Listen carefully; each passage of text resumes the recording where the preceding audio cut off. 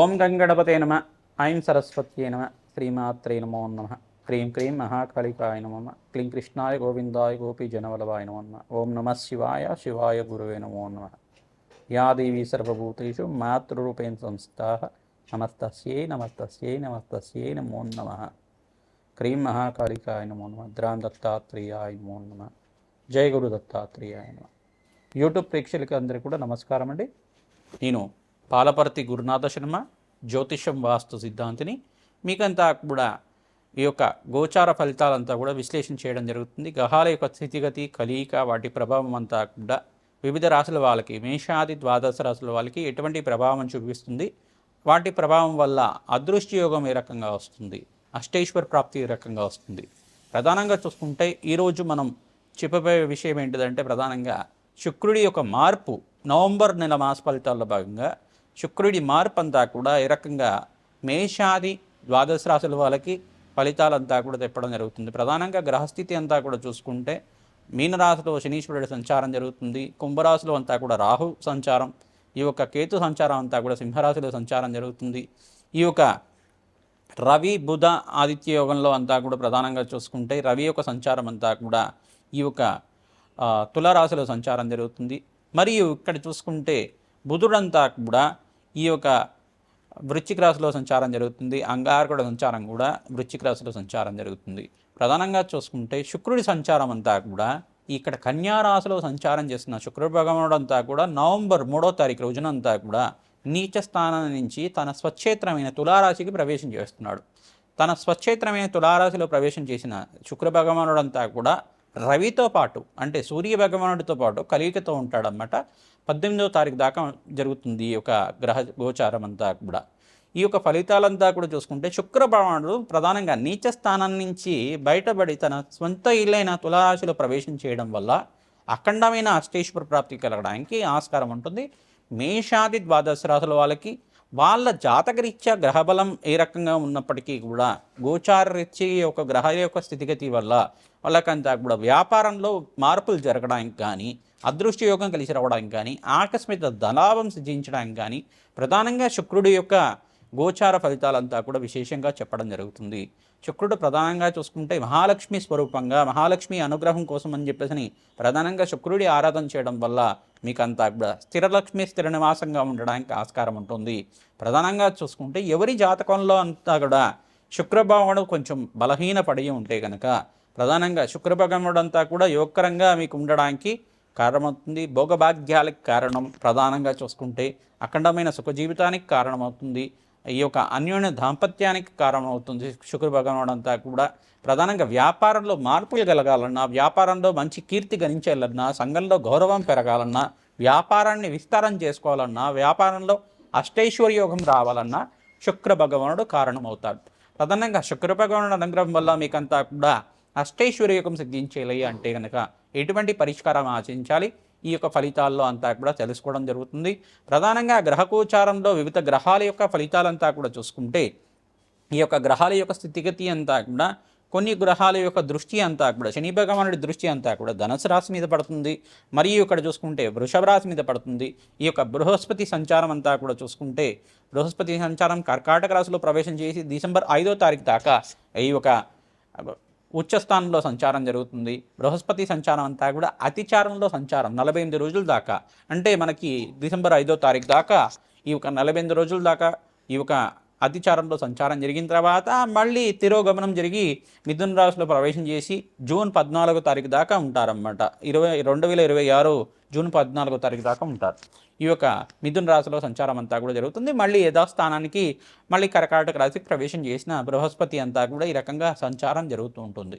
ప్రధానంగా చూసుకుంటే ఈ రోజున మనం చెప్పుకోబోయే విషయం అంతా కూడా శుక్ర భగవానుడు మార్పు అంతా కూడా తులారాశిలో ప్రవేశం చేయడం వల్ల ఎటువంటి శుభ కార్యక్రమాలు జరుగుతాయి, ఈ యొక్క అష్టైశ్వర్య యోగం సిద్ధిస్తుందా, వ్యాపారంలో ఎటువంటి మార్పులు జరుగుతాయి, వ్యాపారంలో అంతా కానీ, ఉద్యోగంలో కానీ, వివిధ వ్యాపారంలో కానీ, కుటుంబ సమస్యల్లో ఉన్న వాళ్ళైనా కానీ ప్రధానంగా ఎటువంటి పరిష్కారాలు ఆచరించాలి, మేషాది ద్వాదశ రాశుల వాళ్ళకి అష్టైశ్వర్య యోగం సిద్ధించాలి, అదృష్ట యోగం కలిసి రావాలి, రాజ్యయోగం కలిసి రావాలి అంటే కనుక శుక్ర భగవానుడికి ఎటువంటి పరిహారం చేసుకోవాలి నవంబర్ నెల మాస ఫలితాల్లో భాగంగా చెప్పుకోవడం జరుగుతుంది. ప్రధానంగా నవంబర్ నెల మనకంతా కూడా కార్తీక మాసానికి నవంబర్ 20 దాకా అంతా కూడా కార్తీక మాసం చాలా శ్రేష్టమైన మాసంగా చెప్పడం జరుగుతుంది. ఈ మాసాల్లో కల్లా ఉత్తమమైన మాసం, శ్రేష్టమైన మాసం అని చెప్పడం జరుగుతుంది. ప్రధానంగా శివకేశుల యొక్క ఆరాధన చాలా శ్రేష్టమైంది.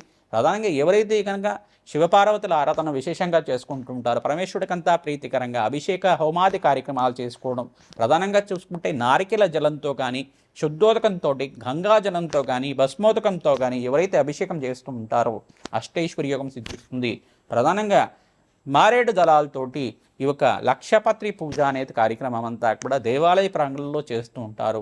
అటువంటి దివ్యమైన కార్యక్రమం అంతా కూడా పుణ్య కార్యక్రమాన్ని ఆచరించడం వల్ల అదృష్ట యోగం కలిసి వస్తుంది.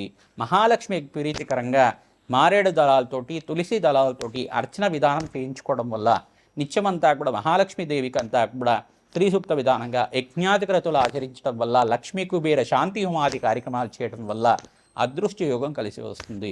ప్రధానంగా గోమాత సేవ ఎవరైతే నిత్యమంతా కూడా చేసుకుంటూ ఉంటారో మీకంతా కూడా ఆకస్మిక ధన లాభం, ధనయోగం సిద్ధించడానికి ఆస్కారం ఉంటుంది. మేషాది ద్వాదశ రాశుల వాళ్ళకి గోచారీత్యా శుక్రుడి మార్పు వల్ల ఎటువంటి ఫలితాలు వస్తాయో తెలుసుకుందాం.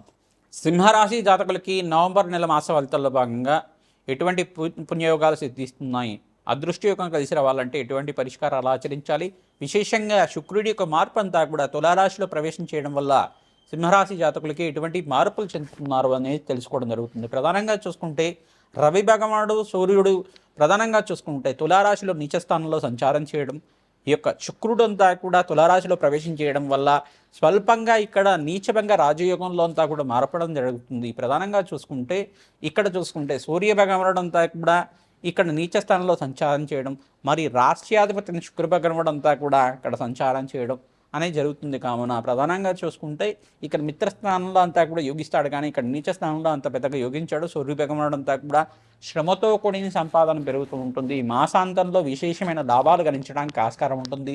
ప్రణాళికలు అయితే మీరంతా కూడా ప్రయాణాలు చేసేటప్పుడు జాగ్రత్తలు వహించడం వల్ల అదృష్టయోగం కలిసి వస్తుంది. దూర ప్రయాణాలు చేసేటప్పుడు మీరంతా కూడా జాగ్రత్త వహించాలి. ప్రయాణాలు చేసేటప్పుడు వాహనాలంతా కూడా నడిపేటప్పుడు కానీ జాగ్రత్తలంతా కూడా పాటించడం వల్ల అదృష్టయోగం కలిసి వస్తుంది. లాభాలు గణించడానికి ఆస్కారం ఉంటుంది.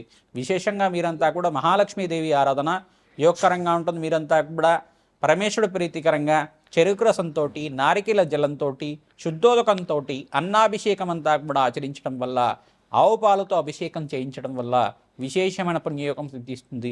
పరమేశ్వరుడు ప్రీతికరంగా పౌర్ణమి వేళల్లో మీరంతా కూడా ఎవరైతే పౌర్ణమి వేళల్లో విశేషంగా ఈ యొక్క ప్రదోషకాలంలో అభిషేకం చేయించడం, దేవాలయ ప్రాంగణంలో శివపార్వతుల ప్రీతికరంగా ఈ యొక్క భగవంతుడి ప్రీతికరంగా అరుణాచలేశ్వరుడు ప్రీతికరంగా అన్నదానం చేయించడం వల్ల అదృష్టయోగం కలిసి వస్తుంది. వివాహాది శుభకార్యాలు జరగడానికి ఆస్కారం ఉంటుంది. మీ జన్మజాతకమే ప్రధానమైన జాతకంగా ఉంటుంది. కావున మీరంతా కూడా జన్మజాతక వశాత్తు మీరంతా కూడా బృహస్పతి ఏ స్థానంలో ఉన్నారు, మరియు శుక్రుడు ఏ స్థానంలో ఉన్నాడు, అంగారకుడు ఏ స్థానంలో ఉన్నాడు, సప్తమాధిపతి అయిన శని భగవానుడు ఏ స్థానంలో ఉన్నారు, ఇవన్నీ కూడా పరిష్కారం చేసుకొని ప్రధానంగా శుక్రుడికి, బృహస్పతికి, శని భగవానుడికి, అంగారకుడికి, రాహుకి, సూర్య భగవానుడికి కూడా జప హోమాది కార్యక్రమాలు ఆచరించడం వల్ల కార్యసిద్ధి కలగడానికి, మాసాంతంలో విశేషమైన శుభవార్త వినడానికి ఆస్కారం ఉంటుంది. అఖండమైన లాభాలు సిద్ధించడానికి మా యొక్క ఫోన్ నెంబర్కి మీరంతా కూడా మీ జన్మజాతకం అంతా కూడా విశ్లేషణ చేసుకోవడానికి అపాయింట్మెంట్ కోసం సంప్రదించవచ్చు. ప్రతినిత్యం కూడా మీకంతా కూడా ఈ యొక్క జన్మజాతకం విశ్లేషణ చేసుకొని దత్తనాడి ప్రకారంగా, నాడి జ్యోతిష్య ప్రకారంగా మీకంతా కూడా విశ్లేషణ చేసి పరిష్కారం చెప్పడం జరుగుతుంది. ప్రతినిత్యం కూడా రత్నశాస్త్ర ప్రకారం కూడా పరిష్కారం చెప్తాం. కావున ఈ యొక్క పరిష్కారం ఆచరించడం వల్ల అదృష్టయోగం కలిసి వస్తుంది. వ్యాపారస్తులకి ఐటీ రంగంలో వాళ్ళకి మాసాంతంలో లాభాలు గణిస్తూ ఉంటారు. ఇక్కడ నీచస్థానంలో సూర్యభగవానుడు సంచారం జరుగుతుంది. కావున శ్రమతో కూడిన సంపాదన పెరుగుతుంది. కష్టం బాగా విపరీతంగా ఉంటుంది. ప్రధానంగా శుక్రుడు అంతా కూడా మార్పు చెందడం వల్ల అనుకోకుండా మీకంతా కూడా ఆకస్మిక ధనలాభం సిద్ధించడానికి ఆస్కారం ఉంటుంది. ఆర్థికంగా ఉన్నత స్థితి కలగడానికి మహాలక్ష్మీదేవి ఆరాధన, పరమేశ్వరుడు ఆరాధన, కార్తీక దామోదరుడి ప్రీతికరంగా శాలిగ్రామ దానం అంతా కూడా శ్రేయదాయకంగా ఉంటుంది. స్త్రీలకి విశేషంగా పుణ్యమాసంగా చెప్పడం జరుగుతుంది. మాసాంతంలో మీకంతా కూడా ఉద్యోగుల్లో మార్పులు కానీ, స్థానచలనం జరగడం కానీ, ప్రమోషన్స్ రావడం కానీ జరుగుతూ ఉంటుంది. ఇక్కడ ఏంటిదంటే బృహస్పతి మార్పు అంతా కూడా యోగదాయకంగా ఉంది. ఉచ్చస్థానంలో సంచారం చేయడం, ఇక్కడంతా కూడా ఖర్చులు కూడా విపరీతంగా పెరుగుతూ ఉండడం జరుగుతూ ఉంటుంది. మాసాంతంలో స్వల్పంగా అనారోగ్య సూచన అంతా కూడా సూచనప్రాయంగా చెప్పడం జరుగుతుంది. మీరంతా కూడా పరమేశ్వర ప్రీతికరంగా భస్మాభిషేకం చేసుకోవడం వల్ల సంపూర్ణ శరీర ఆరోగ్యం సిద్ధిస్తుంది. మీరంతా కూడా సూర్యాయ నమః, అర్కాయ నమః, మిత్రాయ నమః, భానమే నమః, పూషాయ నమః, మార్తాండాయ నమః, ప్రచండ శ్రీయసే నమః, సర్వలోక పితామహాయ నమః, సవిత్ర సూర్యనారాయణ స్వామిని నమో నమః నామాలతోటి ప్రతినిత్యం కూడా సూర్య నమస్కారాలు ఆచరించడం, అర్ఘ్య ప్రదానం చేయడం వల్ల విశేషమైన పుణ్యయోగం సిద్ధిస్తుంది. శ్రీమాత్రే నమః.